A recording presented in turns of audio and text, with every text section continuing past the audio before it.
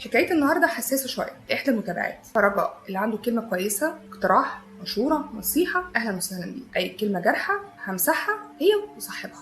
أنا بنت وحيدة على أولاد أكبر مني، جامعتي كانت في القاهرة وأنا من محافظة تانية، ومرة وأنا في أولى الجامعة وأنا رايحة الجامعة اتعرفت على شخص في المواصلات، هو اللي حاول يتعرف عليا، بدأت قصة حب بينا، بس للأسف إحنا غلطنا مع بعض، كان بيجي لي السكن وكنت بروح له البيت، وبعدها رفض إنه يتجوزني وتهرب مني، وحصل بينا مشاكل كبيرة وأنا ما سكتش، وأهله عرفوا ومامتي كمان، مامتي بس، وهو ما كانش عاوزني وكان ناوي على شر وإنه ينزل صوري في أماكن ويفضحني عشان يبين إن أنا مش كويسة وإنه عنده حق يسيبني، لكن أهله ناس كويسين الصراحة، وفي أول الموضوع بابا طرده، وللأسف قال لبابا انه لما عمل علاقه معايا اكتشف اني مش بنت وانه ما كانش اول واحد، وده والله كده، بس اهله حكموه وحكموا عليه انه يتجوزني على طول، ولكن مامتي رفضت علشان بابايا واخواتي ما يعرفوش. انا عارفه اني كنت غلطانه وندمت جدا، ودي كانت اسوأ فتره في حياتي، وامي وقفت جنبي وقالت لهم احنا مش هنكتب الكتاب، انتوا هتيجوا تخطبوها عادي من باباها، وقالت له ما تحاولش تستفز بنتي باللي حصل بينكم.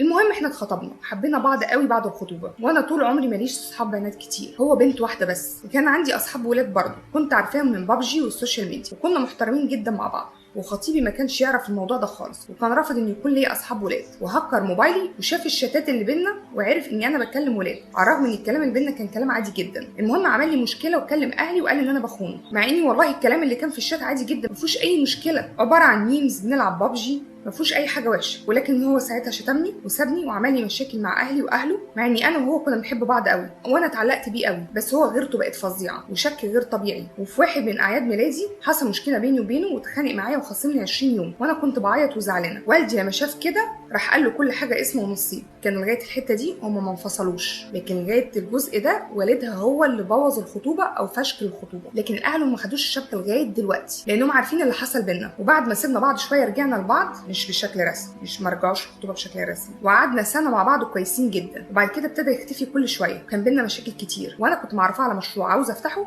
راح هو فتحه، وكنا مع بعض بس ما رجعناش بشكل رسمي في الخطوبه زي ما كنا في الاول. وبعد كده قال لمامتي انه هيرجع يخطبني تاني، ولكن مره واحده ابتدى يتهرب وما رضاش يجي، فضل يقول انا عايز اخلص كليتي الاول عشان هو كان بيسقط كذا سنه ورا بعض. ابتدى الشك يدخل في دماغه كتير قوي، لغايه ما ماما كلمته من قريب وقالت له لازم تحط حد للمواضيع دي، قال لها انا بنتك عملت كذا وكذا وكذا، وفضل يجيب لها في حاجات قديمه زي ارقام زمايلي اللي على تليفوني، زمايلي في الشغل، وقال لماما انا مش هرجع. ماما قالت له ازاي يعني ايه مش هرجع؟ مفيش حاجه اسمها عايز ولا مش عايز، وبرضه ما وصلوش لحل مع بعض. وبعديها كلمني بطريقه وحشه جدا جدا، بيقعد يقول لي على حاجات قديمه ويخترع حاجات ويقول لي انا مش واثق فيكي، انت كدابه ومش محل ثقه وحاجات كتير قوي، وانت ما بترضيش تفتحي لي موبايلك، اصل هو بيخليني افتح موبايلي ويقلب في الشات براحته، وانا الموضوع ده بيوترني مع اني ما بعملش حاجه غلط، بس الموضوع ده بيضايقني وبيوترني، ودلوقتي مقاطعني مش بيكلمني. فضلت اكلمه كتير ما بيردش، وكانت اخر مكالمه لينا قال لي انا بحبك بس مش هرجع لك تاني، انا حاسس ان انت بتخونيني. قعد يقول لي فاكره غلطاتك، فاكره فلان، فاكره علان، مش بتوريني موبايلك. بعد كده بتقولي انا عارفه ان انا اكيد غلطانه لاني حطيت مجال ان يكون عندي اصحاب ولاد وهو معايا، بس هو كان معيشني حاله من الرعب والتوتر. انا ندمانه قوي بصراحه، انا عاوزاه وبحبه وهو كمان بيحبني، وهو قال لي كده بيحبني بس هو مرتاح وهو بعيد عني. المهم ان انا مش هعرف اسيبه وكمان بحبه، مش هعرف اتجوز حد تاني عشان غلطتنا، حاسه ان حياتي هتقف من غيره، انا بقالي 5 سنين معاه ما حبيتش حد غيره، هو كان اقرب حد ليا، مش متعوده اعيش حياتي وهو مش موجود فيها، انا نفسيتي تعبت، انا مش عارفه اعمل ايه ولا اتصرف ازاي، ارجوكي قولي لي اعمل ايه. ودي كانت القصه. اتكلمنا انا وهي مع بعض وقلت لها رايي، وقالت لي عندك حق، بس هي مش قادره تعمل بالراي ده،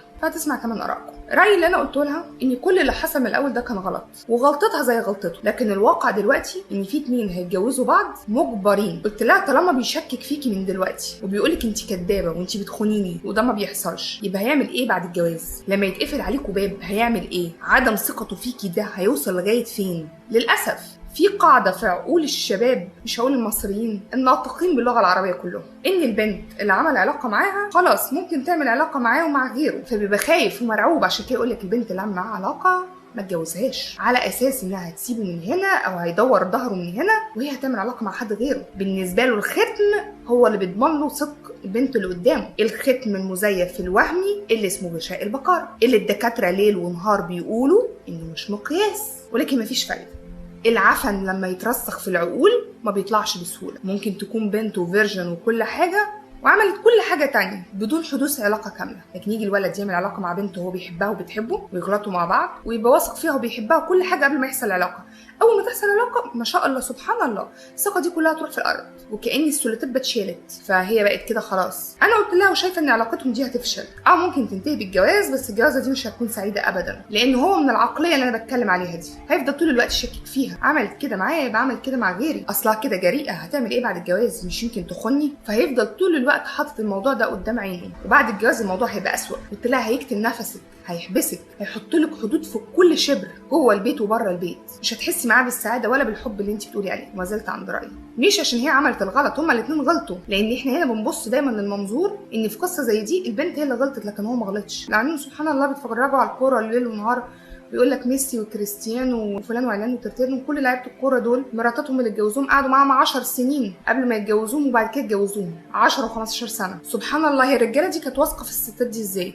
هي مش طالما عملت علاقه معايا ممكن تعمل مع غيره؟ هي الرجاله دي وثقت في الستات ازاي يا جدعان؟ كلمه بحبك زي ما قالها احمد زكي في فيلم اضحك الصوره تطلع حلوه، كلمة بحبك عقد، ما بقاش عندنا رجالة كده. وانت قبل ما تعمل معاها حاجة كان ايه اللي في دماغك؟ كان في دماغك تاخد اللي انت عايزه وتجري، هوب راحت جايبك من قفاك.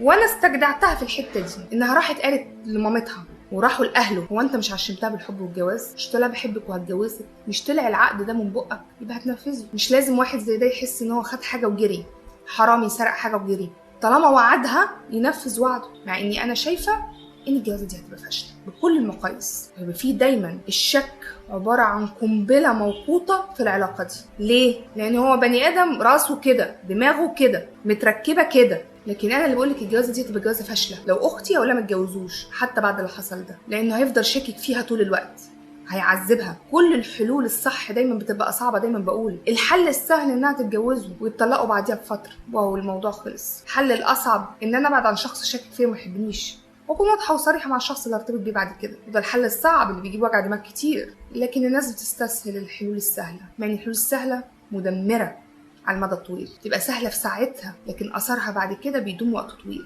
ده كان رأيي، في انتظار آرائكم. وزي ما قلت جميع الآراء التي تحترم أو بتقدم نصيحة على عيني وعلى راسي، أي رأي خارج أو كلام مش في محله همسحه وهو صح، أو أعمله بلوك من الصفحة، لأن إحنا هنا بنحاول نحل. لكن اللي فيكم نبي مكانه مش وسطينا، نبي وما بتغلطش. خد رأيك وحطه في جيبك وخليك بره صفحتي. وهرجع وأقول تنويه أخير، جميع القصص للمتابعين اللي بتجيلي ما بيتمش نشرها ابدا ولا بيطلع عليها اي حد ابدا الا بموافقه صاحبها او طلبه. وكان في سؤال جالي، هل حضرتك بتنشري كل في العام كل القصص اللي بتجيلك؟ لا طبعا، في قصص بيطلب مني ان انا انشرها وما بنشرهاش، بيبقى في قصص اصعب من كده كتير، بس انا عارفه ان المجتمع او الشخص اللي انا هنشر قصته ده المجتمع جلاد هيجلده، ما بحبش ان هو يسمع عن كلمه مؤذيه. فبالعكس بيبقى في قصص كتير جدا اصحابها بيبقوا عايزين ينشرها وما بنشرهاش حرصا على نفسيته.